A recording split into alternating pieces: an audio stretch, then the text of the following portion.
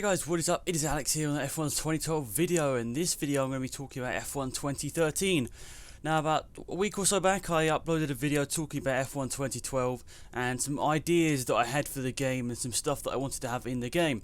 Now I looked at the comments and I've thought some more of my own ideas that I'd like in the game, so what I'm going to do in this video is go through some of them, and obviously if you have any more ideas that you would like me to explain in another video, leave it down in the comment section. I'll be sure to read them and respond to as many as I can. Now the first thing I thought of was having maybe a warm-up lap for the game, because I play quite a bit of R Factor, and in that you can go and do a warm-up lap before the race starts, and I really like that sort of idea, just sort of getting the feeling of the game, and also you can get to know the car a little bit. Maybe the car's changed since qualifying, maybe at a wet qualifying session and for a dry race, and obviously the setup change in F1 mean you can't change the setup, so it'd be sort of just to give you like a lap or so to get used to the car, and maybe just add to sort of the realism of the game, because you can maybe do the sort of 3 or 4 burnouts they do before the start, and if you don't do enough burnouts you maybe get a worse start, and if you do too much burnouts you maybe get a worse start as well. So it would sort of add to the game without adding sort of a huge amount of time wasting to the game, because I know a lot of people sort of want to get to the race as fast as possible and don't want to like bother with qualifying sometimes, don't really want to bother with sort of all the warm-up laps and stuff, but I think it might be quite cool, maybe just have it like a safety car on-off switch, and maybe that might add to the realism as well. And I actually really liked the sort of post-race podium speech, or the the interviews after the race that you had in 2010, I think, in the press conference. That I really liked that. I don't know whether they took it out for 2011 and 2012, but definitely a podium maybe, and maybe a speech thing. Maybe you could do the interviews on the podium like they did in real life this year, or last year even, and I think it'd be quite cool to have that, and maybe just sort of add to the game, as I said, like with the warm-up lap, add to the game without adding like a huge amount of time wasting to the game. And I think a lot of people would like that. I don't know how hard it is really to encode something like that into the game, but it's definitely something that the community would like to see in the game, and we'll see, and hopefully it can be in 2013. Hopefully it will be, because I think a lot of people would enjoy that in the game.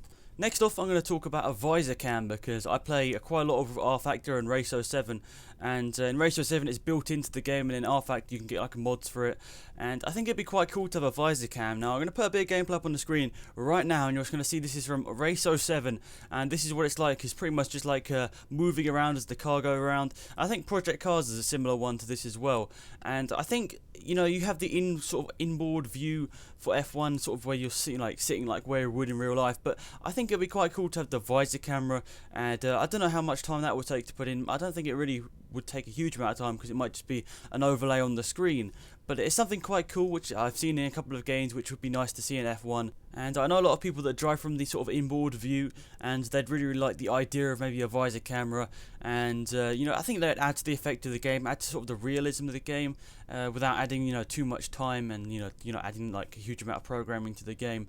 But as I said earlier on, I don't really know too much about programming in games, so I don't know how long it would take to put that in the game. Something else that I've thought about in the game which would be quite cool is, because before you could do sort of a championship online, and maybe you could go a step further, because I think they took that out for 2012, and I think it might be cool to have that back in, but maybe go the extra step, because I know a lot of people do leagues. I know I do personally a league for Xbox, PS3 and PC, and I think it'd be quite cool. So maybe what you could do is you choose the 16 people or so that you want to have in the game, and for example, if you want it to start at 8 PM every Thursday, you could set it to that, and then you come online like 5 minutes before the league is supposed to start, and it automatically invites the 16 people that you want to have in the game, so you don't have any random people joining. And it could also have the option to invite people whilst in game, because I've had problems on PS3 and on PC of not being able to invite people if they lag out in the middle of the game.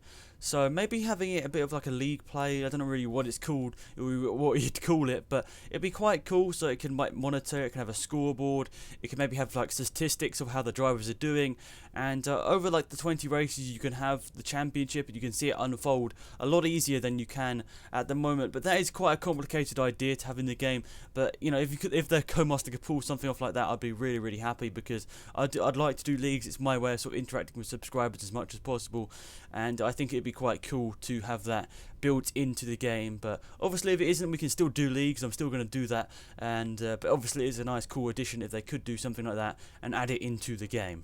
Now the last thing I wanted to talk about in this video was going to talk about the AI, because in F1 2012 it's a bit hard for me, because I'm not a bad player, but I'm not a good player. So I'm sort of put in the category where on Pro I'm too fast, and on Legend I'm too slow. So I was talking about it in a podcast with Mickey Harrison, Game Right, and Gridwalker, and I was talking about it, and I came up with an idea. Well, I didn't personally come up with the idea, but I've seen it in other games like R Factor, where you can drag the difficulty in a percentage from, I think, 80% to 110%, and you could probably go even further, maybe do 120%, but you could choose the exact AI aggression and the AI speed that you wanted in the game. Now, I don't think AI aggression should be put in the game, because I think you want to make it as aggressive as possible, as realistic as possible.